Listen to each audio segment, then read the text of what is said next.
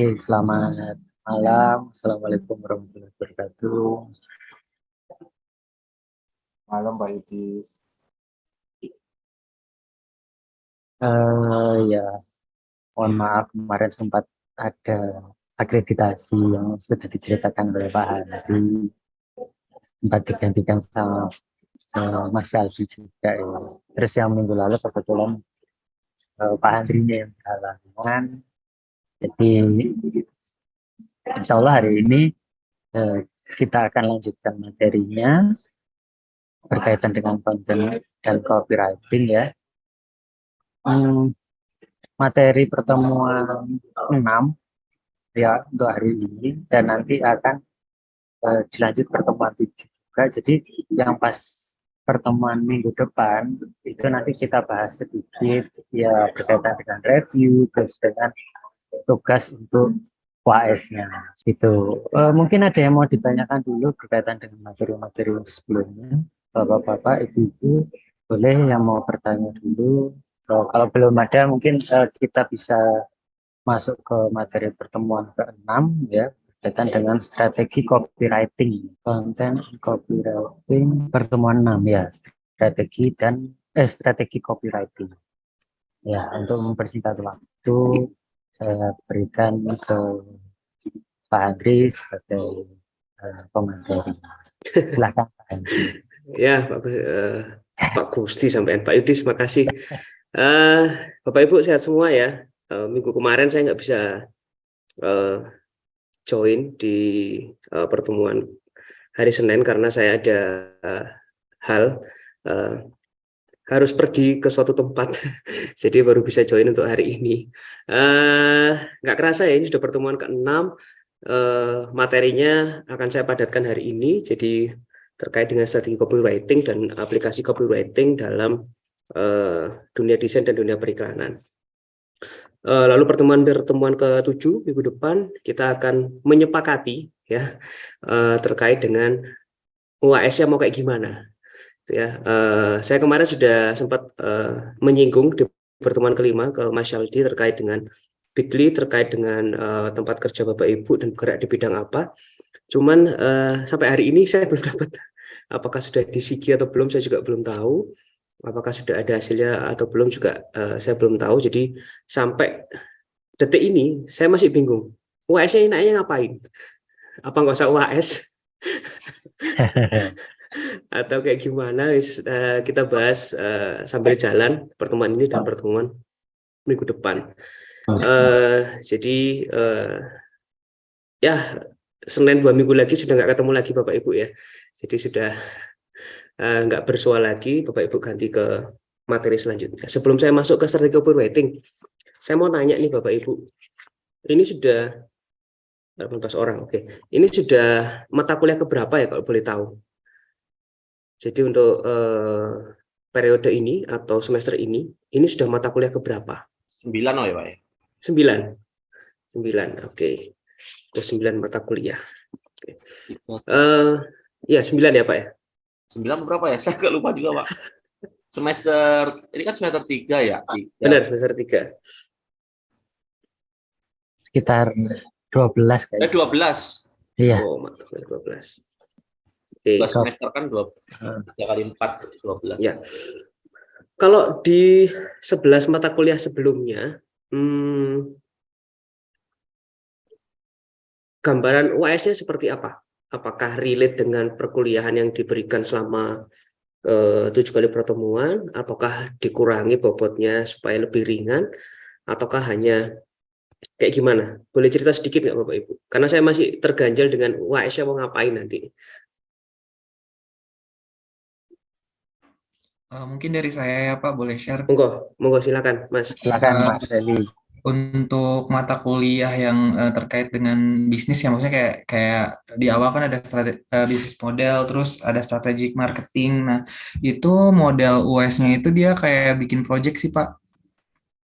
Bikin project ya, jadi real ya? Kalau untuk strategi marketing itu kemarin kita bikin project buat kayak iklan gitu sih Pak. Iklan produk dari band tempat kita kerja. Nah, nanti itu dalam bentuk vlog atau dalam bentuk apapun, terus nanti disubmit dalam bentuk video. Nah, mungkin kalau saya boleh saran sih, kalau untuk yang ini kan copywriting bisa mungkin dikasih opsi gitu sih Pak. Jadi dikasih kebebasan entah itu udah dalam bentuk poster gitu kan copywriting, ataukah itu dalam bentuk apa namanya, audio atau video gitu. Jadi bervariasi. Jadi kita juga bisa milih mau buat project yang kayak Oke, gimana gitu. oke, boleh, boleh, boleh. Yang lainnya mungkin Bapak Ibu ada saran? Jadi kalau kelas reguler di Prodi DKV itu selain wajib membuat media cetak atau below the line, setelah entah itu poster, brosur atau apapun itu, ditambah lagi dengan video pendek atau iklan radio. Tuh ya, itu kalau di tempat saya mengajar di Prodi DKV. Nah, apakah mau disamakan ataukah mau memilih salah 3 dari 3 atau memilih salah satu dari 3 tadi? Mungkin nanti kita rembukan ya, kita rembukan aja karena saya nggak kepingin membebani Bapak Ibu karena sudah tahu kuliah malam tuh pas capek, habis bekerja dan sebagainya beraktivitas, mungkin tidak bisa seintens generasi-generasi yang masih apa ya, tidak mengunderestimate sih sebenarnya, cuman tidak kepingin membebani aja. UAS paling mudah ya Pak ya, paling mudah nggak usah UAS, itu paling enak. Itu paling enak itu. Kalau saya sih masalah nilai itu bukan sesuatu yang berat ya buat saya. Jadi yang penting Bapak Ibu paham konten dan konteks dari mata kuliah ini, nggak perlu UAS pun saya nggak masalah gitu. Saya kalau masalah itu saya demokratis bukan liberal ya. Jadi saya santai aja. Tapi nanti kita bahas sambil lanjut. Nah, ngomong-ngomong terkait dengan UAS, sebenarnya masih ada 2 materi lagi, yaitu strategi copywriting dan juga apa namanya, aplikasi atau implementasi copywriting dalam desain, dalam DKV. Lagi-lagi saya ngambil DKV karena memang core keilmuan saya di sana. Jadi nanti saya coba saya relate-kan general mungkin, jadi nggak hanya dipakai oleh orang DKV saja, tapi orang-orang lain juga bisa memanfaatkan. Intinya adalah kalau kita ngomongin copywriting, kita harus menguasai yang namanya diksi. Jadi pemilihan kata itu paling penting.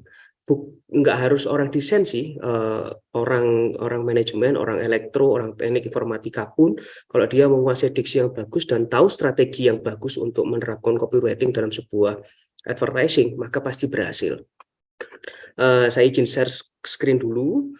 Jadi ya materinya berwarna-warni ya PPT-nya ya. Karena malam hari biar Bapak Ibu nggak jenuh, jadi PPT saya buat se childish mungkin, semenarik mungkin. Oke, jadi strategi copywriting. Bagaimana sebuah keajaiban kata-kata pada sebuah naskah iklan mampu menyentuh sisi emosional dari pembaca atau pendengar. Tentu saja hal ini dapat terjadi berkat kejeniusan seorang copywriter atau seorang content creator atau penulis iklan dalam meramu kata-kata menjadi sebuah pesan penjualan yang tepat sasaran dan sesuai dengan tujuan yang ingin dicapai. Keberhasilan seorang copywriter merupakan bentuk kreativitas dalam menganalisis suatu produk dan pangsa pasarnya. Hal ini juga didukung dengan kerjasama yang baik antara beberapa pihak kreatif yang terlibat secara langsung atau tidak langsung dalam proses perancangan copywriting. Jadi Bapak Ibu, kalau kita mau merancang copywriting, itu bukan hanya kita sebagai copywriter saja yang harus bekerja. Desainer juga yang memvisualkan copywriting kita, itu juga harus terlibat. Nah, kalau misalnya tadi saran dari Mas Eli, saya harus membuat tugas UAS untuk sebuah iklan atau advertising, misalnya poster. Yang saya takutkan adalah kejebak dalam pemilihan visual. Nah, itu yang saya takutkan. Kalau anak DKV nggak ada masalah ya, anak DKV karena memang dia harus berkomunikasi selain melalui kata-kata, dia juga harus berkomunikasi secara visual. Kalau teman-teman dari TI online saya paksa untuk bikin poster dengan kualitas visual yang bisa bersinergi dengan copywriting-nya, saya takutnya nanti malah Bapak Ibu kesusahan. Jadi nanti kita bahas dan diskusi lagi terkait dengan hal ini. Jadi banyak hal yang terlibat ya, banyak orang yang terlibat dalam perancangan copywriting, terutama untuk suksesnya sebuah iklan. Ada beberapa hal yang perlu diperhatikan atau kita ngomongin strategi dalam penerapan copywriting ke dalam iklan. Yang pertama ada message, yang kedua ada consideration aspect, lalu ada konsep idea, ada copy platform. Jadi kalau kita ngomongin message, penyampaian pesan bahwa copy atau tulisan pada sebuah iklan merupakan perwujudan nyata yang berperan dalam menyampaikan pesan penjualan, termasuk memberikan informasi terkait segala keunggulan produk atau jasa secara layak. Dengan sekali lagi menggunakan kata-kata yang berorientasi pada kenyataan. Kalau kita ngomongin di pertemuan kelima kemarin, ada beberapa contoh copy, ada yang copy to the point, ada storytelling, percakapan, daya imajinasi, dan sebagainya. Itu sebenarnya tujuannya untuk menyampaikan pesan atau message iklan tersebut memiliki keunggulan. Kita tidak pernah menyampaikan bahwa sebuah produk, atau saya belum pernah melihat sebuah produk diiklankan dengan menyampaikan kekurangannya. Nah, itu kan sesuatu hal yang tidak pernah dan tidak akan pernah terjadi. Jadi seberapa buruk pelayanan yang diberikan, seberapa jelek bahan yang digunakan, seberapa nggak enaknya rasa makanan, kita pasti sebagai seorang desainer, kalau kita ngomongin di sini sebagai copywriter harus menyampaikan sesuatu yang baik. Nggak ada yang kerja di JNT ya di sini atau JNE. Ada ya, saya mau komplain nih. Saya kalau ngomongin JNE atau JNE ya atau JNT deh, JNE wis itu sudah agak sedikit mahal, barang nyantol nggak dikirim-kirim, kadang kalau barang datang peyok semua. Tapi kan JNE-nya tidak pernah menyampaikan, awas jangan gunakan jasa kami mengirim dengan keterlambatan yang cukup panjang, kan nggak mungkin. Selalu mengunggulkan kebaikannya, walaupun di mata masyarakat kita sudah tahu seberapa kurangnya pelayanan dari JNE, sehingga message itu penting sekali. Walaupun kita sendiri sebagai korban JNE, tapi kalau kita dapat klien JNE ya kita mau nggak mau harus menunjukkan sesuatu yang baik dari JNE. Nah itu nggak enaknya sebagai seorang kreatif atau desainer yang berhubungan dengan klien. Lalu yang kedua ada consideration aspect. Merupakan aspek pertimbangan terhadap media. Copywriting menaruh perhatian yang besar mengenai di mana media yang akan diterapkan. Sebab setiap media komunikasi memiliki sifat yang khusus dan unik. Dengan demikian akan mempengaruhi gaya dan struktur bahasa yang akan diciptakan. Nggak sembarangan, misalnya copywriting pada poster dan billboard pasti berbeda. Contohnya kalau di copywriting di billboard ya nggak perlu banyak-banyak, mungkin hanya headline saja, tidak perlu subheadline atau lain sebagainya. Tapi kalau di poster dia membutuhkan itu. Kenapa? Karena kalau kita ngomongin copywriting di billboard Bapak Ibu, yang lokasinya dia ditaruh di pinggir jalan dengan ukuran 6 meter dan dia dilihat hanya sebentar, ya nggak mungkin lah kita menunjukkan atau menyampaikan atau menyuguhkan kata-kata yang begitu banyak. Sehingga consideration aspect adalah di mana copywriting kita akan diletakkan. Itu juga penting. Kalau Bapak Ibu nanti tugasnya sepakat bikin iklan radio, maka jangan terlalu panjang, karena iklan radio nggak pernah menyentuh 1 menit. Dia antara 15 detik hingga 30 detik, dan itu harus tahu, sehingga pemilihan kata-katanya juga harus tepat. Nggak mungkin Bapak Ibu membuat iklan radio lalu menggunakan jenis copy yang percakapan atau daya imajinasi. Akan terlalu panjang, orang akan bosan. Lalu pasti akan diganti dan tidak mendapat message dari iklan yang Bapak Ibu buat. Begitu juga dengan membuat iklan di poster. Kalau hanya menyantumkan subheadline, orang tidak tahu ide ceritanya kayak gimana, ya pasti akan kesusahan. Sehingga kalau di poster yang cocok adalah menggunakan detail atau copy hiperbola. Jadi banyak sekali kata-katanya, itu yang cocok. Sehingga itu perlu dipertimbangkan. Seberapa panjang kalimat dari copywriting-nya itu menjadi consideration aspect. Lalu yang ketiga ada konsep ide atau konsep idea. Ide kreatif, seperti yang sudah kita bahas di pertemuan awal-awal dulu, kita ngomongin apa itu kreatif dan sebagainya, atau ide yang sifatnya orisinil, unik, menarik, dan inovatif menjadi sebuah salah satu prasyarat dalam setiap pengerjaan copywriting dalam iklan. Kita nggak bisa serta-merta menciptakan ide yang benar-benar murni dari kita, karena kita adalah makhluk mimesis. Jadi menurut Plato, kita adalah makhluk peniru. Kita nggak bisa menciptakan segala sesuatu yang langsung pure dari kita. Kita mengambil contoh iklan dari yang sudah ada di pasaran. Nggak apa-apa, itu boleh. Tapi dengan kita merubah sedikit kata-katanya, kita merubah sedikit diksinya, itu sebenarnya merupakan bentuk yang kreatif. Nah, itu perlu dipertimbangkan juga. Misalnya Bapak Ibu memilih brand sabun cuci. Nah, sabun cuci kan copywriting yang terkenal adalah menghilangkan lemak, membandel. itu kan sudah melekat ya, atau air mineral yang sudah melekat di benak kita ya, kayak ada manis-manisnya. Lalu Bapak Ibu nanti tugas UAS-nya harus mengambil mineral lagi, ya kayak ada manis-manisnya itu dirubah dengan kata-kata lain yang maksudnya sama. Itu adalah konsep idenya sama tapi dirubah atau digubah. Lalu yang keempat, hal yang perlu diperhatikan atau strategi dalam membuat copywriting adalah copy platform. Jadi copy platform ini merupakan kerangka dasar copywriting. Nanti saya jelaskan di next slide. Jadi di next materi. Copywriting itu dibagi menjadi beberapa. Ada yang namanya headline, ada yang namanya subheadline, ada yang namanya body copy, dan yang terakhir ada namanya slogan. Itu perlu dipertimbangkan hal-hal seperti itu. Menyinggung copy style atau menyinggung tata bahasa, saya yakin Bapak Ibu yang ikut TI online ini tidak semuanya dari Jawa dan tidak semuanya tahu bahasa Jawa. Jadi hati-hati ketika pemilihan diksi nanti. Misalnya Bapak Ardi Nyoto ini dari mana aslinya, Pak? Saya Magetan, Pak. Oh, Magetan. Tapi tinggalnya di? Ya, di Magetan. Oh, Magetan juga. Berarti bahasa Jawa bisa ya? Bisa. Pak Denny?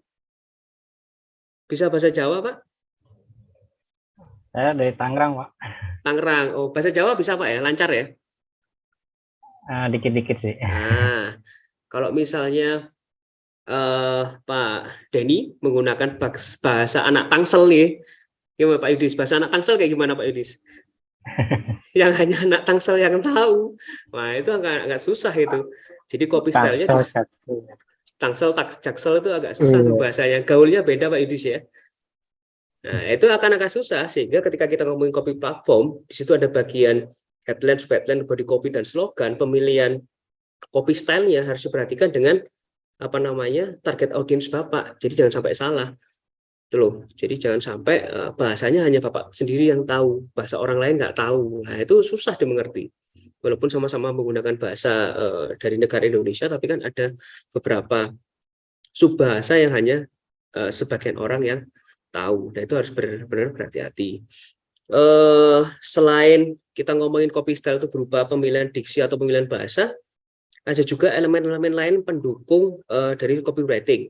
Misalnya, tadi sudah disinggung sama Mas Eli, sempat bikin video atau bikin media cetak, itu berarti ada ilustrasi, ada sound effect, ada video juga untuk memperjelas dan mengemas pesan penjualan tersebut agar menarik untuk disampaikan kepada khalayak. Kalau dulu, orang-orang yang bergerak di copywriting iklan radio, bayarannya jauh lebih murah daripada orang-orang yang bikin copywriting atau naskah untuk TVC, televisi komersial. Padahal kalau harus berpikir, malah lebih susah orang yang membuat copywriting untuk radio. Kenapa? Karena kalau kita ngomongin televisi, berarti ada visual yang membantu. Tapi kalau cuma radio, nah itu susah itu. Susah. Kalau kita ngomongin TVC atau televisi komersial, setiap suara, setiap bahasa itu bisa diwakilkan oleh beberapa orang. Tapi kalau Bapak Ibu sadar, kalau kita melihat iklan radio, kadang ada percakapan beberapa orang itu dicakapkan oleh satu orang saja. Nah, itu yang susah itu yang sedikit berat, ya. Menilik pada tugas UAS teman-teman dari Prodi DKV itu lucu-lucu. Jadi ada yang videonya, ada yang iklan radionya itu yang ngomong satu orang tapi dicempreng-cemprengkan suaranya. Itu kan lucu. Saya nggak bayangkan aja nanti kalau misalnya saya minta untuk bikin iklan radio, Pak Ardi berpura-pura menjadi perempuan, berpura-pura jadi anak kecil ketika ada obrolan sebuah keluarga tentang obat sakit demam atau sebagainya. Pak Ardi sebagai bapak, sebagai ibu, sebagai anak kecil juga ngomong itu pasti ya lucu banget itu. Ya, mau nggak mau harus merubah suaranya. Itu bagian dari copy platform. Jadi di mana iklan itu harus ditayangkan atau ditampilkan. Yang perlu diingat kembali terkait dengan target audience, jadi sempat kita singgung di pertemuan ketiga dan coba kita bahas untuk hari ini, kepada siapa iklan kita akan ditujukan dan media apa yang akan digunakan menyampaikan sebuah pesan penjualan itu sangat penting. Target sasaran turut menjadi penentu mengenai gaya copy seperti apa yang akan dibuat. Kita harus membedakan target sasaran ketika kita apakah penentu peneruntukannya untuk orang tua atau untuk anak-anak. Nah, kalau kita ngomongin susu susu formula, target sasarannya untuk siapa? Kenapa kok bahasanya tinggi sekali? Padahal susunya kan untuk anak-anak. Nah, karena target sasaran atau target audiensnya untuk orang dewasa, untuk ibu atau bapaknya. Sehingga bahasa-bahasa yang ada di iklan-iklan susu itu berat banget. Mengandung fosgos 9, mengandung ini, mengandung itu. Nah, itu berat banget. Karena sebenarnya walaupun produknya untuk anak-anak, tapi iklannya untuk orang dewasa. Kenapa? Karena anak-anak bisa memutuskan dia mau beli susu yang mana gitu. Dia nggak tahu dan nggak peduli. Oke, kita juga harus membedakan penggunaan bahasa iklan pada media televisi dan media radio, Bapak Ibu. Seperti yang kita tahu bahwa media radio mementingkan sisi audio yang menonjol, sebab target sasarannya hanya bisa mendengar tanpa bisa melihat secara langsung. Sementara media televisi mementingkan tampilan audiovisual yang menonjol. Ini ada iklan dari sabun Lux. Jadi ada 2 iklan, satunya iklan radio, satunya iklan televisi atau TVC. Coba Bapak Ibu dengarkan dan saksikan pemilihan diksi atau bahasa, walaupun dia sama-sama mengiklankan sabun Lux, tapi pemilihan gramatikal dari bahasanya berbeda-beda. Mungkin Pak Yudis bisa membantu untuk share. Yang Lux. Ya, ada 2 Pak. Dulu. Monggo silakan. Sebentar saya stop share screen dulu. Oh ya.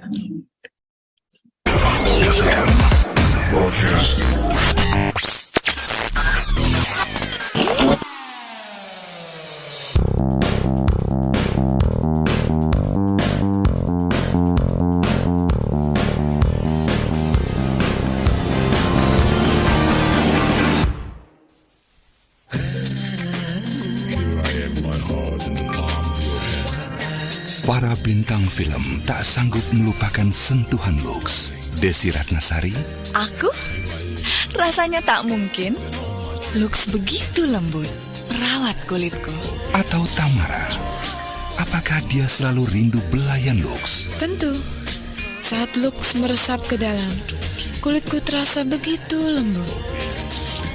Bagaimana dengan Nadia? No way. Saya ingin selalu bersama Lux. Ku nikmati saat dia melembabkan kulitku.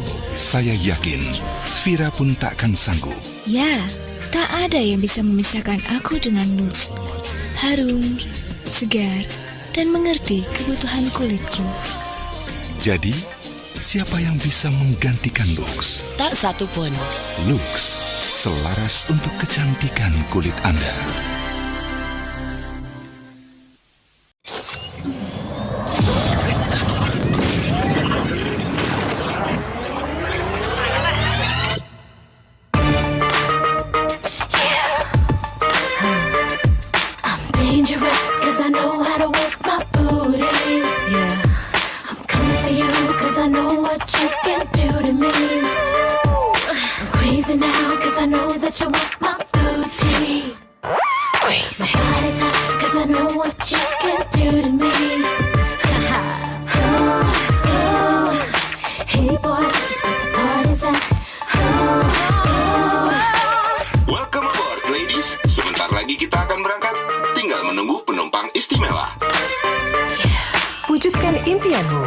Jalan-jalan ke Bollywood, makeover, shopping ke Singapura bersama bintang Lux. Beli kemasan Lux Special Edition dan temukan kupon di dalam sabun. Ikutan kan? Oke, Bapak Ibu tadi iklan dari Lux ya. Kalau kita ngomongin iklan yang pertama atau iklan radio, menilik pada pertemuan kelima kemarin, ketika kita ngomongin jenis copywriting, itu menggunakan 3 jenis copywriting. Jadi dari imajinasi kita dibawa untuk berimajinasi dengan suara-suara dari para bintang Luxnya. Lalu bintang Luxnya bercerita dengan gaya bahasa puitis, seolah-olah memang nggak ada tandingannya, dan juga hiperbola, dilebih-lebihkan keunggulan dari Lux. Sedangkan iklan TVC tadi atau televisi yang komersial dari iklan Lux, kata-katanya sedikit sekali, hanya di belakang, jadi menggunakan storytelling, bercerita. Jadi bagaimana bintang itu dibuat turun, disambut oleh karpet merah, difoto oleh banyak wartawan dan sebagainya. Dia selfie dengan wartawan, dia kedip dengan wartawan, sehingga wartawan itu melupakan tugasnya dan sebagainya, lalu naik ke dalam kapal, dan baru di situ ada headline dan subheadline yang disampaikan oleh bintangnya. Jadi pemilihannya berbeda. Pemilihan dari copywriting-nya berbeda tergantung dari medianya. Kalau kita ngomongin copywriting yang di video kedua atau di TVC dibawa ke mana, ke iklan radio, maka kita akan kesusahan. Kesusahan karena apa? Karena 20 detik di awal itu nggak ada kata-katanya, hanya storytelling aja, hanya bercerita aja. Bagaimana bintang Lux itu turun dari mobil dan membuat suasana di sana hingar-bingar, hiruk-pikuk dengan kehadiran mereka. Nah, itu yang disebut, yang saya sampaikan tadi terkait dengan copy platform, di mana copywriting itu ada ditempatkan. Jadi di mana iklan itu akan mau disampaikan. Oke, saya share screen lagi. Jadi, oke. Nah, terkait strategi copywriting sebelumnya, jadi seorang copywriter dituntut untuk dapat mengolah kata-kata menjadi sebuah pesan penjualan yang layak untuk dipublikasikan. Kelayakan copywriting, jadi parameter dia layak atau enggak, sangat tergantung pada sejauh mana seorang copywriter memahami akan karakteristik produk yang dipromosikan. Jadi Bapak Ibu harus tahu produk yang mau dipromokan itu apa, produk yang mau diiklankan itu apa. Makanya kemarin di pertemuan kelima saya ngomong, apakah Bapak Ibu mengiklankan tempat kerja Bapak Ibu saja? Karena saya yakin Bapak Ibu sudah paham seluk-beluk dari produk yang ditawarkan di tempat kerja Bapak Ibu. Atau kalau misalnya Bapak Ibu nggak kepingin, nggak apa-apa, nanti kita bisa diskusi aja terkait dengan brand yang mau dipakai. Objek copywriting merupakan panduan dalam menyusun berbagai rencana dalam penyusunan copywriting tersebut. Objek copywriting dijadikan dasar atau landasan dalam menyusun copy atau menyusun sebuah rangkaian kata-kata yang hakikatnya mengacu pada produk atau jasa. Sehingga benar-benar harus paham Bapak Ibu mau membuat copywriting ini untuk siapa sih? Atau untuk brand apa? Atau untuk klien siapa? Harus paham sehingga benar-benar mempertimbangkan keadaan pasar, keadaan konsumen, kondisi internal dan eksternal, dan persaingan atau pesaing atau kompetitor. Kalau kita ngomongin analisis pasar, jadi informasi yang kita dapat dari riset adalah jawaban dari berbagai pertanyaan, siapa pembeli kita, apa yang menyebabkan konsumen membeli produk kita. Kita harus tahu di mana konsumen bisa membeli produk kita. Kita juga harus paham bagaimana cara konsumen membeli produk kita, siapa pesaing yang menyediakan produk sejenis, apakah ada potensi segmen pasar yang lain. Nah, itu juga kita harus paham, itu analisis pasar. Jadi Bapak Ibu harus ngerti. Makanya sekali lagi kemarin pengen saya ya di tempat kerja Bapak Ibu. Tetapi tadi kalau menurut informasi terbaru dari Mas Aldi, yang ngisi hanya 18 orang saja. Sedangkan mahasiswa TI online untuk kelas copywriting itu banyak banget. Jadi nggak sampai separuh yang ngisi. Nah ini gimana? Apakah mau menggunakan tempat kerja ataukah mau lari melihat brand lain yang ada di pasar yang sudah ada. Maksud saya kalau Bapak Ibu harus menganalisis pasar dari produk yang bukan tempat kerja Bapak Ibu, akhirnya Bapak Ibu harus googling dan sebagainya. Nah, kevalidasian atau kevalitan dari informasi tersebut itu kan nggak bisa dipastikan itu benar-benar iya gitu loh. Tapi kalau di tempat kerja Bapak Ibu kan Bapak Ibu tahu sendiri. Misalnya ini tadi saya sempat ngecek Pusiti misalnya di Mentari Group, distributor buku-buku impor dan cetak buku di dalam negeri. Nah itu kan Pusiti bisa paham, maksud saya di mana orang-orang bisa mendapatkan bukunya, lalu siapa pembeli aktif dari produk di Mentari Group dan sebagainya, itu bisa paham. Jadi risetnya bisa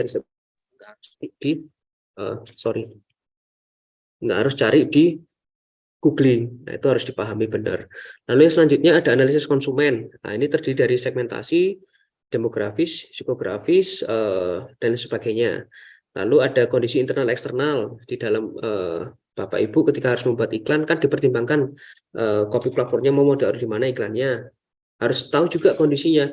Bapak Ibu bikin iklan radio untuk tugasnya, lalu nanti ternyata ketika mau dipakai di perusahaannya ternyata sudah nggak bisa iklan di iklan radio, kan percuma. Maksud saya tugas ini nanti bisa dipakai beneran real ketika Bapak Ibu sudah selesai mata kuliah ini. Jadi bisa dipakai beneran gitu tugasnya. Lalu juga perlu mempertimbangkan kompetitor atau pesaing. Dengan adanya pesaing dapat menjadi peluang sekaligus tantangan bagi sebuah perusahaan dalam memasarkan produknya. Disebut peluang jika produk yang ditawarkan memiliki kualitas yang lebih baik. Di sisi lain menjadi tantangan jika produk yang sejenis beredar di luar memiliki kualitas yang tidak kalah dengan produk yang kita tawarkan. Sehingga kita harus benar-benar memilih copywriting yang baik. Karena sebenarnya copywriting ini istilahnya kayak semacam ujung tombak selain CS atau sales ya, atau ya semacam itu. Jadi membantu itu juga. Kalau di Asia selain ada marketing yang keliling, copywriting yang digunakan oleh tim-tim media sosial itu sangat membantu sekali. Jadi tidak semua segmen itu dapat disasar oleh tim marketing. Contohnya kita ngomongin sekolah-sekolah yang ikut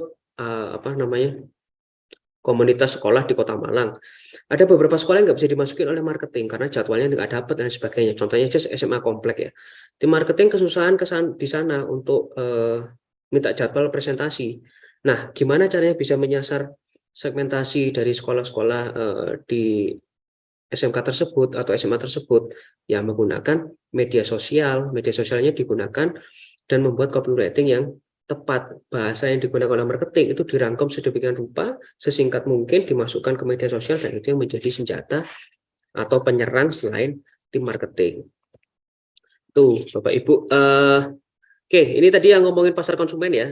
Ini saya singgung sedikit terkait dengan pemilihan diksi, juga harus mempertimbangkan hal-hal seperti ini.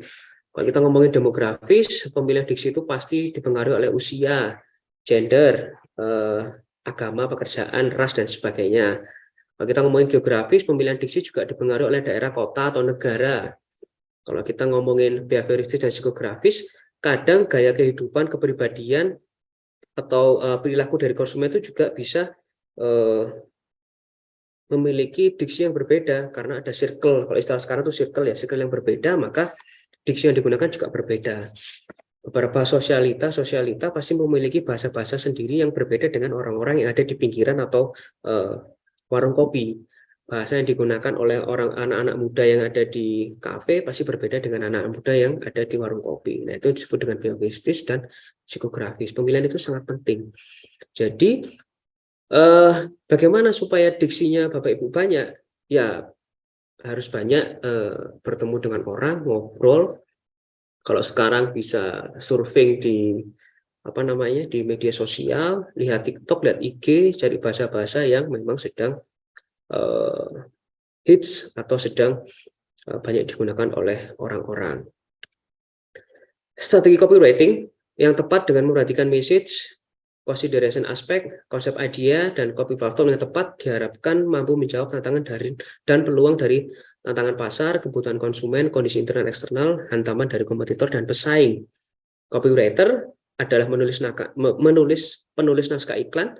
Menjadi seorang copywriter memerlukan kemampuan khusus dalam menciptakan berbagai bahasa iklan dengan menggunakan daya kreatif yang tinggi, dengan tujuan menyampaikan pesan penjualan kepada audiens. Daya kreatif yang tinggi itu bisa dirupakan dalam bentuk writing, Bapak Ibu. Oke, jadi daya kreatif yang tinggi bagi seorang copywriter adalah menciptakan berbagai bahasa iklan dengan baik sesuai dengan target audiens atau kebutuhan pasar. Itu adalah strategi copywriting yang perlu Bapak Ibu pikirkan ketika nanti mengerjakan tugas UAS. Ya, saya tidak mengharap itu semuanya akan perfect jadi ya, karena trial dan error itu sangat penting dalam membuat sebuah copywriting. Itu, Bapak Ibu, ada yang mau disampaikan dulu sebelum saya lanjut ke bagian dari copywriting atau tadi yang sempat saya singgung terkait dengan kerangka copywriting? Yang ditanyakan mungkin di sini juga kameranya videonya tiba-tiba berhenti tadi Pak.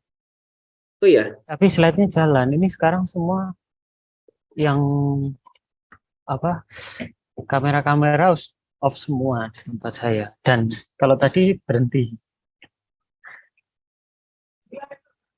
Iya, ini kameranya Ada yang tanya, off ini. Iya. Oh iya, padahal ini on.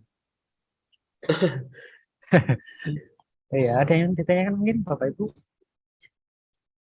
Ini tadi sempat disinggung juga ya, kalau nggak salah kita dulu di awal sempat mau membahas berkaitan dengan pasar konsumen. Yes. Ya, jadi ada demografis, geografis, ada behavioristis sama sama psikografis. Iya. Biasanya yang banyak dipertimbangkan bagi seorang desainer, khususnya copywriter, itu di bagian ini Bapak Ibu, bagian demografis dan geografis. Jadi pemilihan kata-kata itu biasanya dipengaruhi oleh usia, gender, daerah kota atau negara. Kalau behavioristis sama psikografis biasanya hanya tersirat aja. Jadi hanya sebagian orang tertentu saja yang memang merasa tersinggung oleh kata-katanya, dia akan merasa secara psikografis dan behavioristis akan kena. Karena kalau kita ngomongin behavioristis atau perilaku dan psikografis itu gaya hidup, itu tidak sevulgar atau terlihat demografis dan geografis. Gitu. Mungkin Bapak Ibu ada yang mau ditanyakan? Bapak Ibu, masih on ya Zoom-nya ya? Enggak, takutnya nanti pas gini juga berhenti gitu loh, Pak. Oh iya. Coba cek sound Mas Ludi atau Mas Eli. Ibu Siti mungkin. Halo, Bu. Ada Pak suaranya? Oh, ada ya. Oh, ada. Mas Denny. Halo Pak, ada suaranya. Oh iya wis. Enggak, soalnya tadi di tempat saya itu tadi berhenti semua, tapi slide-nya untungnya masih jalan dan suara normal. Ada Pak Yudi. Oke, terima kasih. Oke, kalau belum ada yang ditanyakan, oke ini tadi Mas Syarul ada, masih dilanjutkan dulu apa Pak? Monggo silakan. Sebentar. Iya. Saya tak menyiapkan PPT selanjutnya nih. Nah ini Pak Andri aja kameranya gelap sih. Loh, padahal saya on loh Pak. Iya. Mungkin yang lain sebenarnya on, kayak tadi kan banyak yang ini di sini hitam semua. Mungkin jaringan sih saya bermasalah juga. Tapi suara lancar. Lancar ya, oke. Kalau gitu kita langsung masuk ke bahasan selanjutnya. Jadi ini bisa menjadi referensi Bapak Ibu untuk bikin tugas UAS nanti.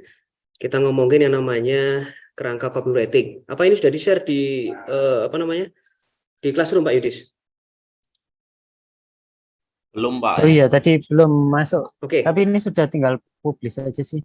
Oke, nanti publish setelah selesai materi Pak ya. Oh iya.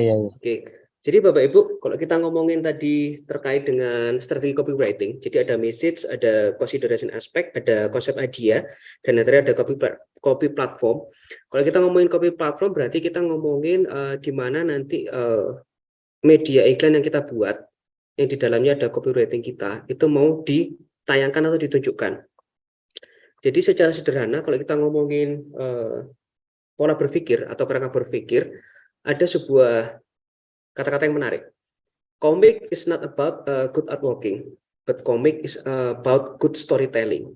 Ini terbukti tidak berusaha menyinggung teman-teman di Mentari yang bagian ilustrasi ya. Tapi kalau kita ngomongin mata copywriting, berarti kita ngomongin keunggulan kita bagaimana membuat storytelling yang baik. Walaupun ya tidak menutup kemungkinan 50% kadang orang tuh melihat gambarnya dulu baru melihat ceritanya. Ya. Tapi sebenarnya kalau kita berpikir secara secara copywriter, ya storytelling dulu sehingga ilustrasi atau artworking itu nomor sekian. Contohnya apa? Kita ngomongin contohnya komik Shinchan. Kalau kita lihat artworkingnya Shinchan kan nggak karu-karuan ya secara struktur dari ilustrasi. Kalau kita ngomongin skala atau ilustrasi di ilmu desain, ukuran kepala dan ukuran badan itu 1:8. Tapi kalau kita lihat Shinchan enggak banget gitu. Garis-garisnya juga tidak mulus, jadi pletot-pletot gitu. Tapi storytellingnya bagus, tapi ceritanya bagus. Nah, itu yang disebut dengan comic is not about good artworking, but comic is about good storytelling. Writing is not about good writing, but writing is about good storytelling. Jadi menulis gak hanya sekedar menulis aja, bukan seberapa panjang paragraf yang kita buat, bukan seberapa banyak alinea yang kita buat, tapi ada nggak inti kalimat, ada nggak storytelling yang bagus di situ. Kadang kalau kita ngomongin sebuah artikel, panjang banget tapi nonsense, nggak tahu dia ngomong apa. Tapi ada sebuah quotes, dia sedikit tapi bisa mengena. Nah, itu disebut dengan good storytelling. Nah, pada dasarnya copywriting bisa berubah beberapa hal. Antara lain ada headline, ada subheadline, ada body copy, dan yang terakhir ada slogan. Akan tetapi tidak semua bagian diperlukan dalam sebuah iklan. Misalnya jika headline sudah kuat, maka tidak perlu mencantumkan subheadline dan lain sebagainya. Kita bahas satu persatu. Kita ngomongin headline. Headline atau kepala kopi atau judul kopi. Membuat headline yang menarik sebenarnya mudah. Kita bisa menentukan judul setelah kita tahu persis tema atau gambar umum dari isi teks iklan yang akan kita buat. Jadi kita tahu storytellingnya mau dibawa kemana nih iklan kita. Baru kita menentukan headline. Subheadline merupakan penguat judul. Dalam bahasa sederhana, subheadline adalah uraian kalimat yang menjelaskan dan menguatkan judul.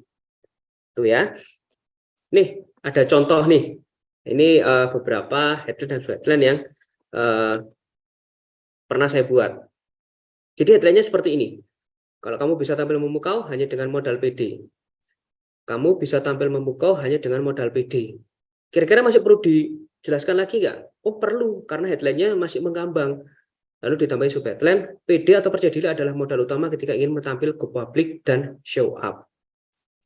Lalu ada headline lagi, jurus ampuh atasi kejenuhan yang sering kamu rasakan.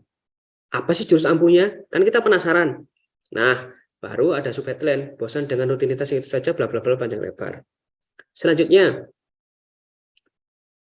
temukan hasil sukses bisnis online dalam sekali klik. Nah, perlu ditambahkan subheadline lagi. Bisnis online tidak dapat dipisahkan dari cara kamu menggunakan kekuatan jari jemarimu dengan tangkas dan cekatan. Nah, itu penjabaran atau penguatan dari headline atau dari judul. Nah, yang keempat, ada headline, bagaimana mengamankan isi dompet saat kepepet. Nah, sampai sekarang saya nggak bisa menemukan caranya sehingga saya nggak bisa bikin subheadline Bapak Ibu. Kira-kira Bapak Ibu bisa mikirin nggak kira-kira subheadline dari headline ini apa? Nah, kalau bahasa-bahasa seperti ini susah ini. Ya, karena secara real pun saya nggak tahu harus kayak gimana. Jadi pemilihan kata-katanya bingung. Oke. Lalu selanjutnya ada body copy. Nah, body copy merupakan copy yang memperkuat headline.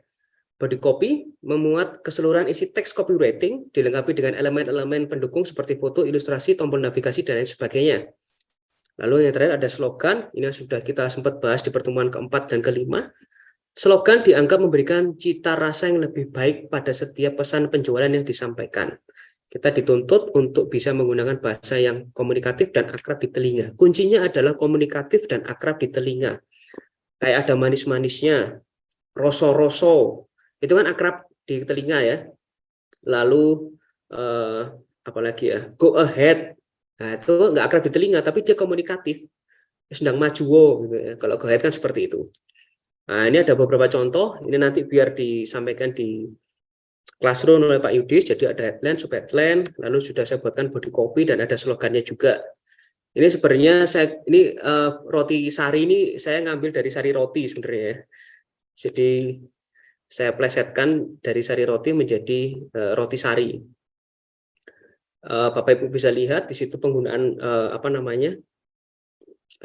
diksi yang cukup ringan. Diksi yang tidak bertele-tele. Jadi headline-nya roti sari, roti isi penuh sensasi. Jadi hanya sebatas akhiran yang bersamaan apa jenengnya? Apa namanya Pak Yudis? Akhiran. Ya, akhirnya podo kabel. Roti sari, roti isi penuh sensasi. Ini apa namanya? Apa jenengnya? Oh iya, roti sari. Nah, subheadline-nya roti sari menghadirkan sensasi isian yang bervariasi dan kamu dapat tentukan sendiri. Nah, dari subheadline ini saya membuat body copy. Body copy ini semacam cerita ya, bla bla bla panjang lebar. Lalu ada body copy-nya sampai bawah, lalu ada slogannya. Roti sari, ciptakan kreasi isimu sendiri. Karena inti dari roti sari kita bisa pesen, kita mau roti itu isinya apa. Beda dengan sari roti. Sari roti kan wis dipatenkan dari pabriknya. Jadi konsep penjualannya seperti itu. Itu tadi yang produk ya. Lalu ini yang jasa. Headline-nya kita juara, solusi belajar di era masa kini. Saya nggak ngambil pandemi pada pembuatan ini, karena saya yakin pandemi pasti berakhir, sehingga saya ganti dengan masa kini. Kita juara bukan saja hadir dalam bentuk pendampingan belajar online, tapi juga offline. Kembali lagi, ketika saya membuat copywriting ini, saya berpikir ke depan, bahwa tidak selamanya kita menghadapi pandemi dan harus belajar online. Tapi pada kalanya, kita belajar hybrid. Ya, kalau istilah di pendidikan sekarang hybrid, jadi ada online, ada offline. Di sini ngomong masalah body copy-nya, bla bla bla panjang lebar. Lalu ada bla bla bla. Lalu slogannya kami juara partner belajar yang dapat dipercaya. Gitu Bapak Ibu. Jadi hanya sekedar permainan kata-kata, bagaimana kita meminjam sebuah kata-kata yang enak didengar dan komunikatif lalu membuat sebuah copywriting. Biasanya yang paling diingat adalah slogan dan juga headline. Nah, dari slogan headline itu bisa dijabarkan menjadi subheadline, body copy, bahkan menjadi sinopsis sebuah iklan radio maupun iklan televisi.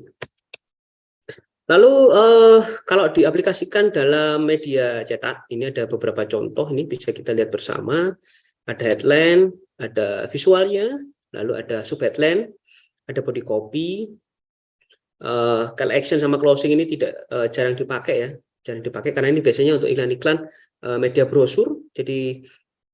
Jadi kalau Bapak Ibu paham penggunaan body copy atau strategi pembuatan sebuah iklan, kalau kita ngomongin iklan yang berukuran besar atau billboard, berarti hanya menggunakan headline, visual menarik dan subheadline, karena masa melihatnya itu sangat cepat. Kalau kita di jalan lihat billboard kan hanya waktu 4-5 detik harus memahami semuanya. Kalau poster biasanya ditambahin dengan body copy dan logo. Nah, kalau berhubungan dengan brosur yang bisa dibawa kemana-mana dan dibaca kapanpun, biasanya ditambahin splash atau closing action. Tapi ini jarang banget, karena kalau kita bikin brosur itu pasti susah ya. Informasinya kita tuh sebagai seseorang itu pasti akan serakah. Kepingin semuanya dimasukkan dalam sebuah media. Gak kepingin rugi istilahnya. Wah, apa dilebokno informasi dan esok kebok banget sehingga visualnya nggak menarik, orang malas membaca. Bahkan kalau Bapak Ibu sadar ketika Bapak Ibu dapat sebuah brosur, Bapak Ibu lihat visualnya saja, visualnya sudah penuh, sudah di mata itu apa ya, wis kebok itu pasti malas membaca. Padahal informasinya penting. Nah, itu juga perlu dipertimbangkan aspek-aspek seperti itu. Lalu ada juga, nah ini iklannya ada headline, ada visual yang menarik, ada caption, ada body copy. Ini ada headline, ada subheadline. Nah, ini headline, subheadline, brand, slogan, body text, dan baseline. Ini biasanya untuk expander. Jadi seperti itu sih sebenarnya penerapan copywriting dan penggunaannya nggak terlalu susah sih. Hanya masalah pemilihan kata-kata yang menarik. Oke. Begitu Pak Yudis. Ini saya sudah merasa punya gambaran. Bapak Ibu saya suruh bikin headline, subheadline, body copy sama slogan, tapi nanti diimplementasikan di apa saya masih ragu-ragu apakah diaplikasikan hanya dalam bentuk paragraf saja ataukah diimplementasikan dalam sebuah media desain. Tapi ekspektasi saya kalau misalnya diaplikasikan dalam media desain yo kudu api. Begitu. Atau Bapak Ibu sudah mendapat 12 mata kuliah yang di dalamnya ada mata kuliah desain. Ya, begitu ya Bapak Ibu ya. Sudah pernah dapat mata kuliah desain, entah itu pakai Corel atau pakai AI. Ya, apakah sanggup ataukah hanya sekedar membuat kerangkanya saja dalam bentuk Word? Monggo silakan. Terus Pak Yudis, saya kembalikan lagi ke Bapak. Bapak saya. Terakhir, kalau yang waktu materi pertama itu berkaitan sama itu Pak, apa namanya, computer design. Ya Bapak Ibu ya. Waktu itu sama Pak Evan mempelajari Adobe Photoshop sama Adobe Illustrator. Photoshop dan Illustrator, Pak? Iya, Photoshop dan Illustrator. Itu satu periode, satu mata kuliah? Iya, satu mata kuliah. Jadi 4 pertemuan itu bahas Adobe Photoshop, kalau nggak salah ya waktu itu. Terus yang Adobe Illustrator 3 pertemuan sisanya. Bener Bapak Ibu ya, 3 pertemuan Adobe Illustrator, 4 pertemuan di Photoshop gitu. Iya betul Pak. Maaf ya kalau saya kurang sopan nanyanya. Bisa nggak? Atau Iya, Pak. setelah itu belajar lagi? Atau ya wis lah gitu. Belajar lagi, Pak. Belajar lagi ya. Gimana ini anaknya nih? Oh, perlu belajar lagi. Pak, perlu belajar lagi berarti nambah 1 mata kuliah lagi Pak Yudis. Ini Bu Arvita ini perlu belajar lagi nih. Bu Arvita, belum belajar lagi. Ya Pak. Gimana Pak Yudis enaknya Pak Yudis? Apakah cukup bikin dalam bentuk PDF saja, tidak perlu diaplikasikan dalam iklan, ataukah disampaikan di iklan? Ya, sesuai kesepakatan aja dengan bapak-bapak ibu-ibu. Apa mau belajar yang copywriting-nya aja, yang di materi copywriting ini.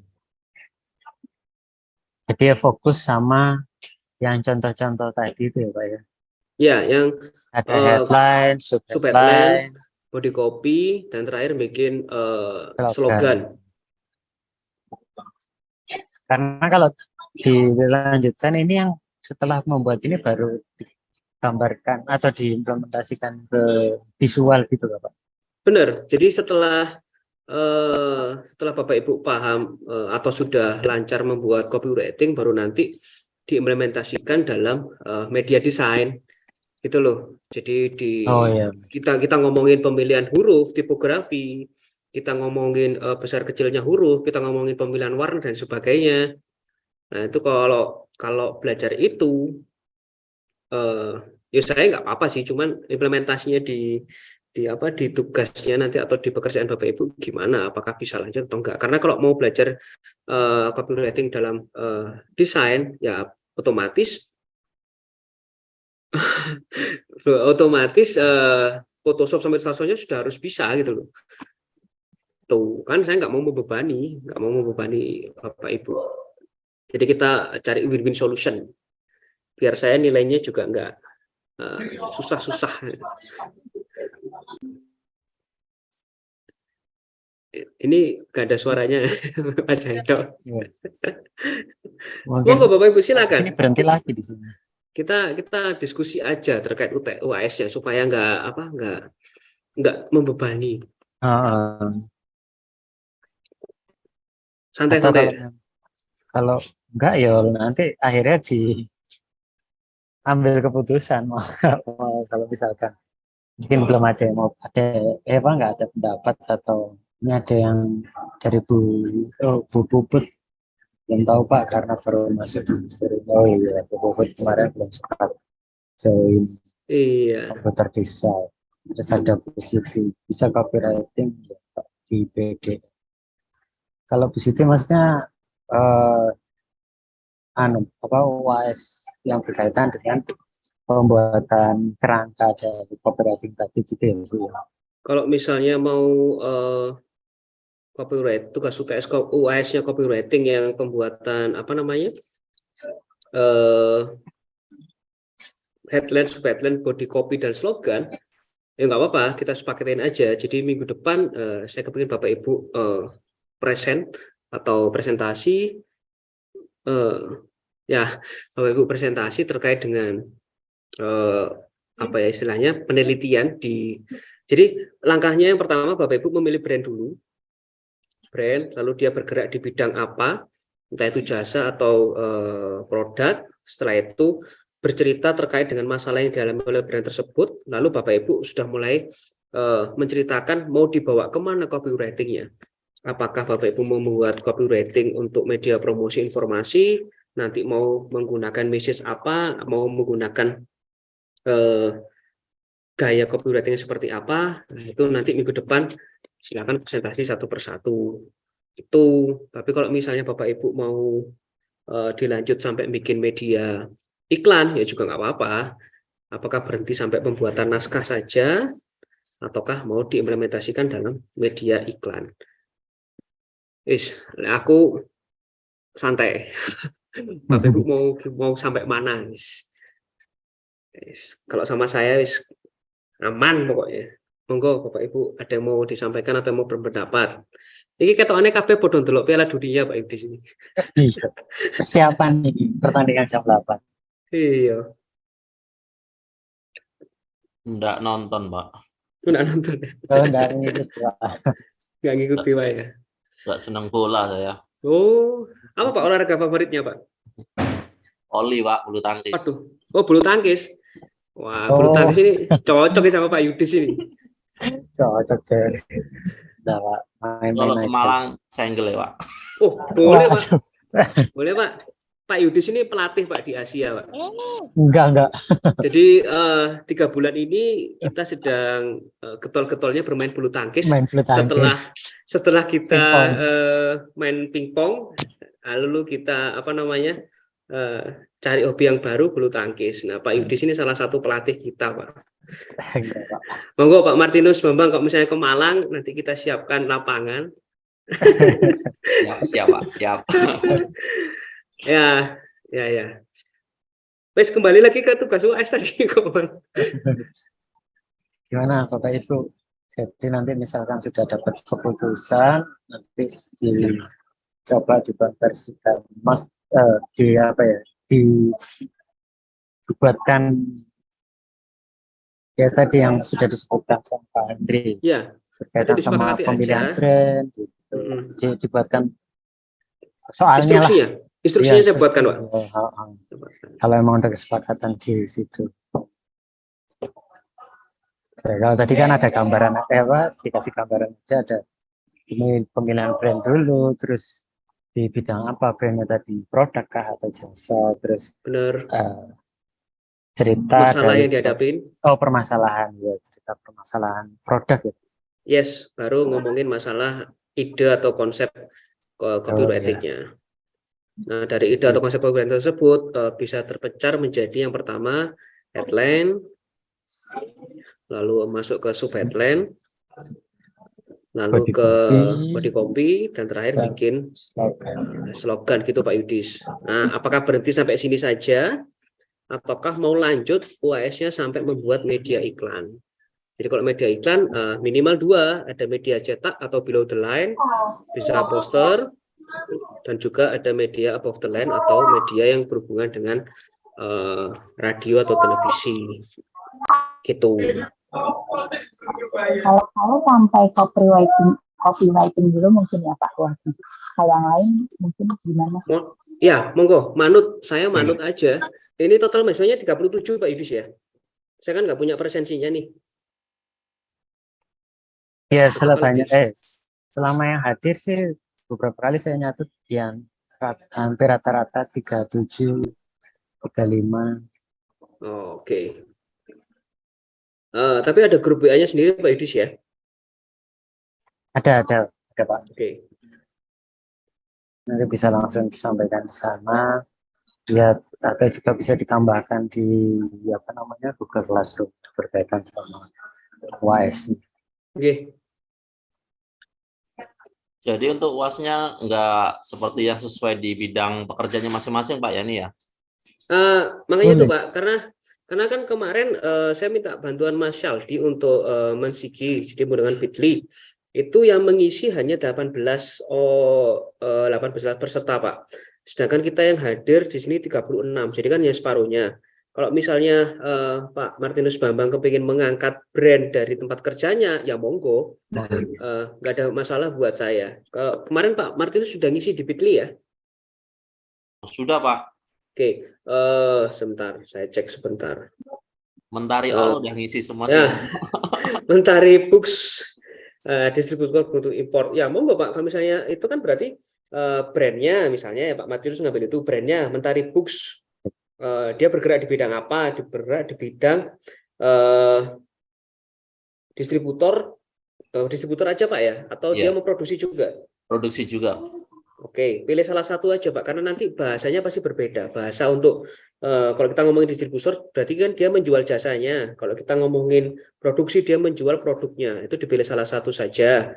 Lalu masalah yang dihadapi selama ini apa? Apakah pemilihan bahasa yang terlalu kuno, ataukah yang dihadapi sekarang ada semacam promo-promo baru terkait dengan segala sesuatu yang sudah offline. Kalau dulu 2 tahun yang lalu online mungkin Mentari hanya membuat produk-produk buku yang bentuknya PDF, sekarang sudah kembali lagi bentuk cetak. Sehingga itu kan masalah baru, Pak, masalah baru promosi gitu loh. Kan nggak mungkin menggunakan media promosi 3 tahun yang lalu sebelum pandemi, atau 4 tahun yang lalu, atau bahkan 10 tahun yang lalu sebelum Bapak ikut kuliah ini kan. Mestinya kan harus ada peremajaan dari media iklannya. Nah, dari situ masalahnya muncul. Masalahnya adalah membuat media promosi baru. Nah, dari situ Bapak memikirkan ide konsepnya, mau dibuat seperti apa? Apakah membuat sebuah percakapan antara anak dan ibu yang membutuhkan buku cetak, ataukah apa dan sebagainya, itu kan tergantung dari Bapak yang memikirkan. Nanti dari situ muncullah sebuah headline, muncullah sebuah subheadline, body copy, dan ada slogan baru. Gitu proses berpikirnya sebenarnya, Pak. Gampang kok, yang susah adalah ngerjainnya, Pak. Ngumpulin niat dan tekad itu yang susah. Betul. Apalagi di akhir tahun ya, semua deadline semua ya. Nah, ya itu makanya itu. Wes makanya aku wis gampang-gampangan lah Pak. Yo enake wis. Yang penting ada laporan tugas dari Bapak Ibu sekalian, kan saya punya hasilnya. Saya punya bukti untuk memberi nilai. Kan enggak mungkin saya tiba-tiba ngasih nilai sulapan gitu ya. Enggak mungkin. Saya juga harus punya tanggung jawab terkait dengan proses pembelajaran. Monggo, saya manut aja. Kalau suara Bu Siti tadi terkait dengan pemilihannya sampai pembuatan makalah dan itu menjadi suara perwakilan rakyat, ya nggak apa-apa, itu aja yang dipilih. Iya. Karena Bapak Ibu yang lainnya, dari teman-teman, teman-teman Mentari, berarti sudah ada koordinasi sendiri dari teman-teman Mentari. Iya, Mentari. Ya.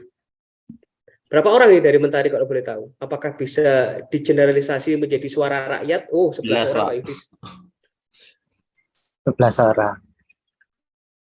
11 dari 36 berarti berapa? 11 dari 36 dikurangi 3. 33. Berarti 30% Pak Yudis. 33. Iya. Ya, minus saya, Pak Yudis sama Saldi untuk di room ini.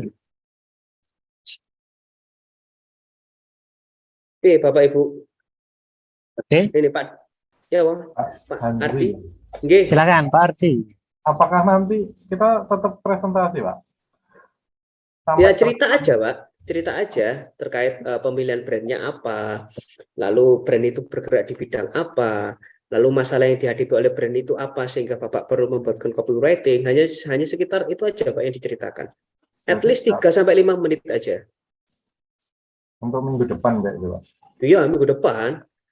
Tapi nanti untuk berarti UAS-nya kan hanya bentuk copywriting. Sebenarnya setuju sih dengan Bu Siti. Jadi jangan sampai ke implementasi media. Jadi siap. Copywriting-nya saja sih sebenarnya. Monggo silakan. Makanya kita ambil kesepakatan aja.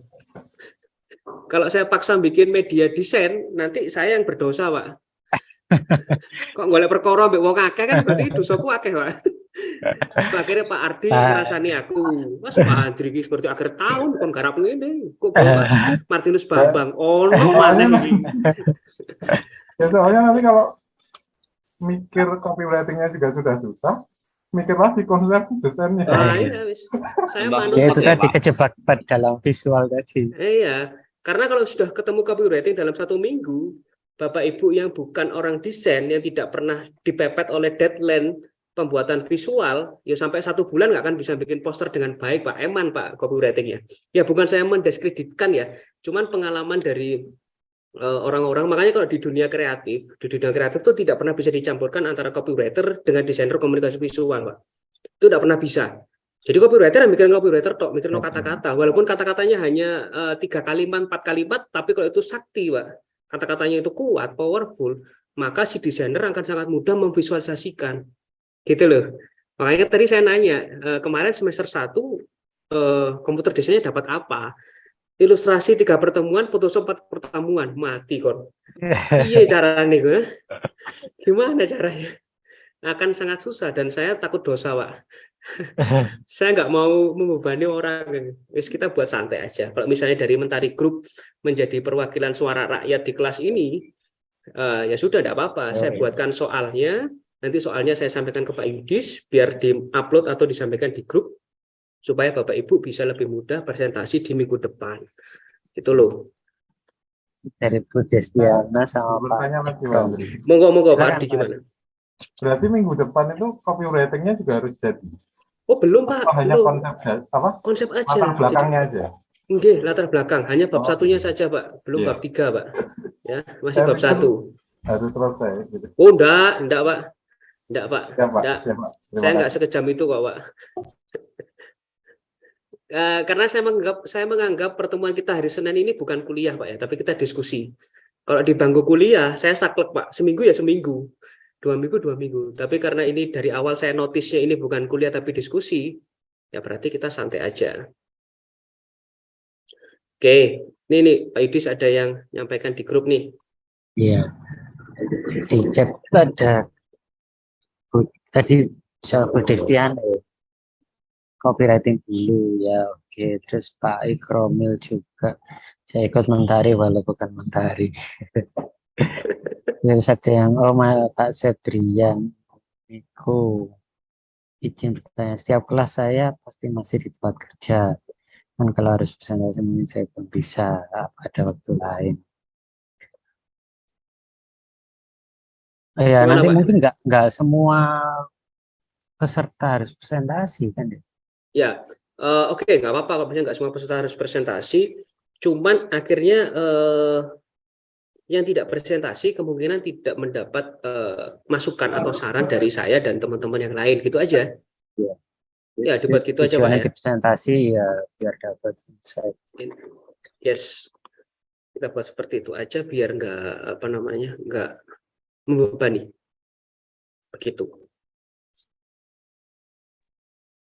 Pak Oh, izin tanya. nggih, monggo Pak. Jadi Fik Pak nggih, untuk tugas akhirnya nanti itu kita membuat copywriting hanya sampai sebatas di PDF kan lebih itu ya. Tidak sampai Benar. ke media desain. Nggih. Oke. Terus kemudian untuk produknya Pak, itu yang mau saya tanyakan. Jadi masih bingung tadi ya, sehubungan dengan tempat kerja atau bebas atau gimana.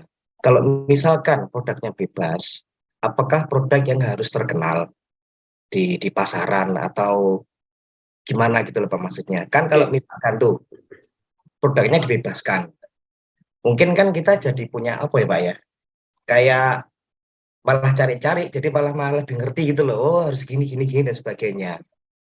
Mungkin ya maksudnya coba dipastikan produknya gimana, di tempat kerja kah, atau kalau bebas umum benar-benar bebas, ataukah yang ada di yang terkenal itu. Terus masalah durasinya Pak, kalau bisa mungkin pertemuan ini atau paling enggak besok disampaikan apa tadi Pak Andri mau buatkan apa tadi kayak soalnya Pak. Iya, soalnya biar kita punya waktu yang panjang gitu loh Pak. Siap. Kerjakan. Oke. Jadi enggak seminggu dikumpulkan mati ya kan gitu Pak ya. Iya, jawab. Terkait masalah produk tadi saya mohon enaknya gimana gitu loh, mungkin dipastikan. Ya. Terima kasih. Karena kita masih bimbang dan belum ada kata sepakat terkait dengan produknya, jadi Bapak Ibu boleh pertama syaratnya adalah produk yang diambil itu harus real, jadi bukan imajinatif. Terkait produknya itu adalah produk di tempat kerja atau produk yang ada di pasaran, saya bebaskan. Yang jelas ketika presentasi minggu depan produknya harus benar-benar real dan ada. Apakah Bapak Ibu mengambil produk dari Mentari Group ataukah mengambil produk dari tadi ada yang tempat makan ya kalau nggak salah, iga bakar sapi atau apa itu, whatever, saya nggak ada masalah. Yang penting dia benar-benar real dan ada. Jadi tidak imajinatif. Misalnya ada Pak di daerah saya, di daerah Riau ini ya, karena saya nggak pernah ke Riau, martabak rasa tomat Pak. Nah itu produk baru. Nah kan jelas nggak mungkin Pak itu kan ngawur. Jadi yang jelas produknya harus real, harus ada, jasa atau pelayanannya harus ada, entah itu mengambil dari tempat kerja Bapak Ibu atau brand yang sudah ada, monggo saya persilakan. Lalu catatan yang ketiga, kalau misalnya Bapak Ibu mengambil brand atau produk yang sudah ada, jangan mengambil produk atau brand yang sudah terkenal. Contohnya Aqua, Honda, Yamaha, pasti akan susah membuat copywritingnya. Kenapa? Karena kita sudah termindset di pikiran kita, kalau Aqua itu ya seperti itu. Kalau Honda ya seperti itu, nggak bisa kita merubah brand image dari produk tersebut. Misalnya contoh brand yang sudah ada tapi nggak terkenal, contohnya adalah Heinz. Loh, Heinz kan sudah ada sejak dulu, iya, tapi di Indonesia kan baru masuk produk saus tomat Heinz. Itu boleh diangkat. Tapi kalau Bapak Ibu mengambil saus tomat ABC, wah susah banget, itu sama kayak menggarami lautan. Jadi ya susah sekali untuk diangkat. Jadi cari produk-produk yang benar real, entah itu dari tempat Bapak Ibu kerja atau yang ada di pasaran. Lalu pertanyaan kedua terkait dengan soal UAS. Insya Allah besok paling lambat akan saya sampaikan ke Pak Yudis. Pak Yudis nanti akan membantu menyampaikan di Classroom atau melalui WA Group. Lalu yang poin keempat tentang kesepakatan batas waktu pengumpulan tugas. Nah, minggu depan kan presentasi. Lalu mau ngerjain tugasnya berapa lama? Apakah seminggu? Apakah 2 minggu?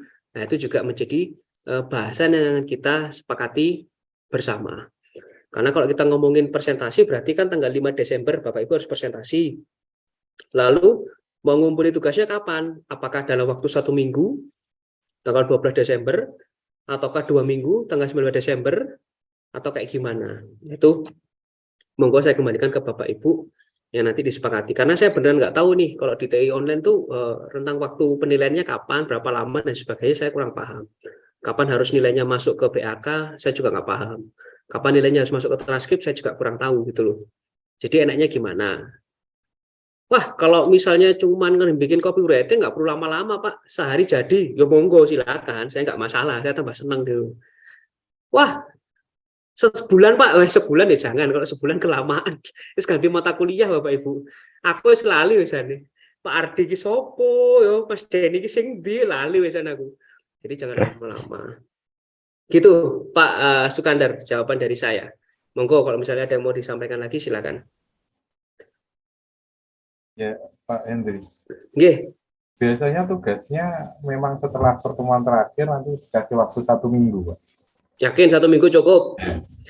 Tapi kadang juga sama Bu Rina ada pengumuman lagi bahwa pokoknya sebelum libur semester itu. Terus kita sepakat aja.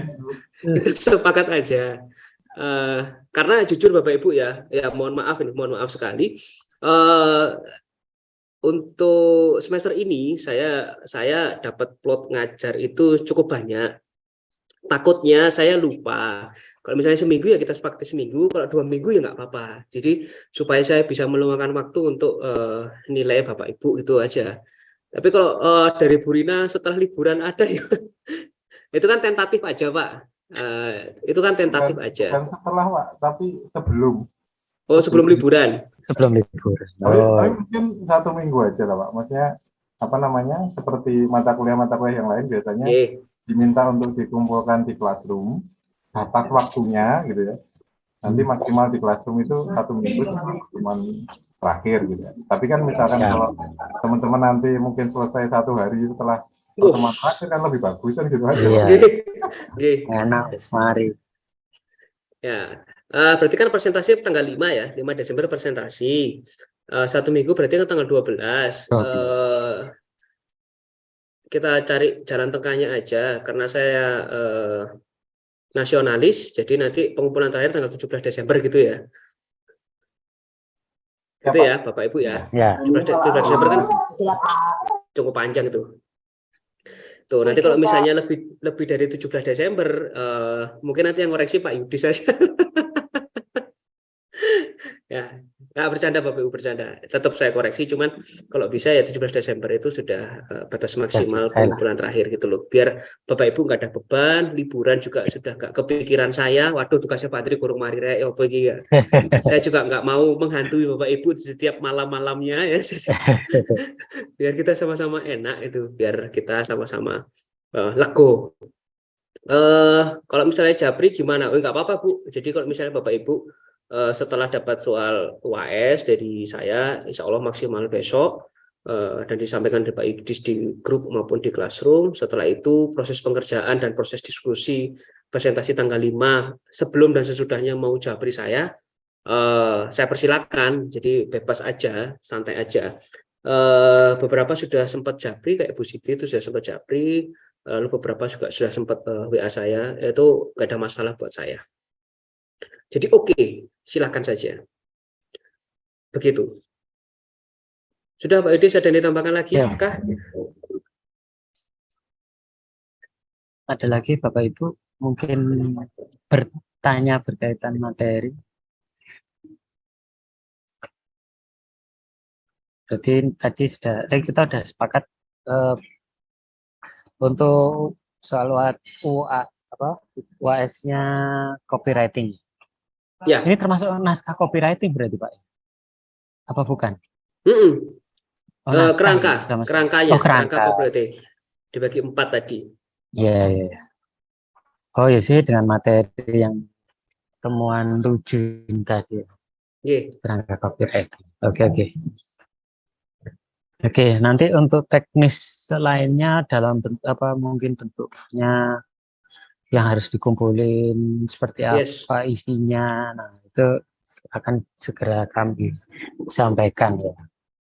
Jadi dibuatkan sama Pak Handri, kalau sudah siap langsung saya publish di Google Classroom juga. Untuk yang materi pertemuan 7 juga sudah post juga di Google Classroom. Day online pertemuan 6 juga sudah. Dulu ada lagi Pak Handri yang mau disampaikan? Namun Pak, dari saya cukup. Insya Allah sudah cukup. Oke. Bapak Ibu, ada yang mau ditanyakan lagi? Terakhir ini kesempatan. Atau nanti mungkin bisa bertanya melalui chat. Belum ada lagi ya? Kalau gitu ya. Oke. Kalau belum ada lagi, kita akhiri pertemuan kuliah konten dan copywriting malam ini. Mas sangat dipersilahkan, mungkin Bapak Ibu. Kalau sekarang sih mungkin belum ada yang ditanyakan ya. Mungkin nanti kalau sudah mulai ngerjakan, biasanya baru ketemu masalah, halang rintangnya. Baru terasa, oh ini ternyata mau nanya. Ya sudah, bisa langsung tanya. Pak Ardi, sudah cukup? Pak Agnes Bambang? Sampun Pak. Oke, ya.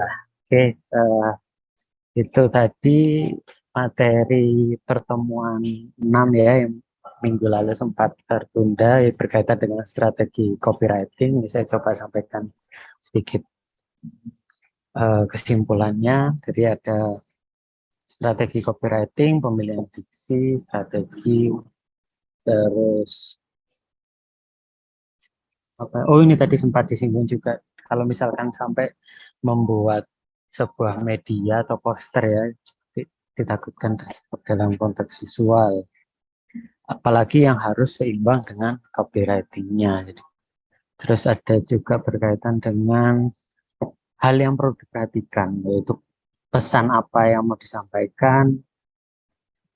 Tadi menunjukkan sesuatu yang tidak akan pernah, pesan, jadi ya pesan yang baik terutama ya. Kalau pesan yang buruk itu sesuatu yang tidak akan pernah terjadi dalam dunia periklanan. Ya. Terus berkaitan sama consideration aspek, ini media apa yang akan diterapkan, ya, copywriting yang contohnya antara copywriting di billboard dengan di poster. Kalau di billboard tadi sudah dijelaskan, kalau sekilas kita harus lihat dan harus bisa menangkap semuanya. Jadi beda kalau di poster kita bisa santai-santai baca dari atas sampai bawah, balik lagi ke atas, balik lagi ke bawah lagi. Gitu ya. Terus ada konsep ide berkaitan sama kreatif, terus ada copy platform. Terus ada dasar copywriting tadi, headline, subheadline, body copy, slogan. Jadi dasar copywriting pemilihan bahasa disesuaikan dengan target audience. Terus ada juga elemen pendukung. Ada kalau di iklan di radio bisa dengan audio ya, karena memang kalau di radio nggak akan menampilkan gambar. Terus kita berimajinasi dengan suara dan gaya bahasa yang digunakan. Sedangkan kalau iklan di TV, kita bisa melihat dengan indera, dengan mata ya. Terus ada suara yang kita tangkap. Terus di akhir tadi kalau dicontoh ada istilahnya tadi teksnya ya. Terus yang perlu dipertimbangkan tadi ada analisa pasar atau konsumen, terus kondisi internal eksternal dan kompetitor. Terus tadi kebutuhan analisa pasar konsumen ya, ada demografis. Ini bisa didetailkan berkaitan dengan usia, gender, keluarga, jumlah keluarga, siklus hidup keluarga, pendapatan, pendidikan, dan lain-lain. Ada pekerjaan juga, ada agama dan ras juga, kebangsaan. Kalau geografis ya seperti yang sudah kita belajar mungkin di SMP, SMA berkaitan dengan mata kuliah geografi, berkaitan dengan daerah, kota, negara, terus jumlah populasinya, kepadatan, iklim, ya yang berhubungan dengan geografi tadi. Terus ada behavior atau perilaku, apakah perilakunya atau manfaat yang dicari dari pasar atau konsumennya. Terus ada penggunaan tadi manfaat atau penggunaannya dan loyalitas. Terus ada psikografis, gaya hidup dan pribadi. Sedangkan yang pertemuan 7 sudah ada di Google Classroom juga berkaitan sama kerangka copywriting. Di dalamnya juga ada contoh-contoh ya. Kerangkanya tadi ya yang akan kita coba kerjakan sebagai ujian akhir dari mata kuliah konten dan copywriting. Gitu ya Bapak Ibu. Kalau mungkin sebelum ada yang ditanyakan, saya akhiri. Terima kasih Pak Handri atas materinya hari ini. Terima kasih Bapak-Bapak, Ibu-Ibu yang sudah sangat antusias belajar bersama kita ya. Semoga kedepannya kita bisa menerapkan, terutama yang membutuhkan materi konten dan copywriting ya, bisa bermanfaat buat di dunia usahanya atau di kantornya ya, dimanapun. Oke, selamat beristirahat Bapak Ibu, sehat-sehat semua, selamat malam. Assalamualaikum warahmatullahi wabarakatuh. Waalaikumsalam. Selamat malam. Makasih Bapak Ibu. Terima kasih. Pak Yudi, terima kasih. Bapak Ibu, Pak Yudi, terima kasih. Salam semuanya. Terima kasih Pak Andri, Pak Yudi. Terima kasih Pak.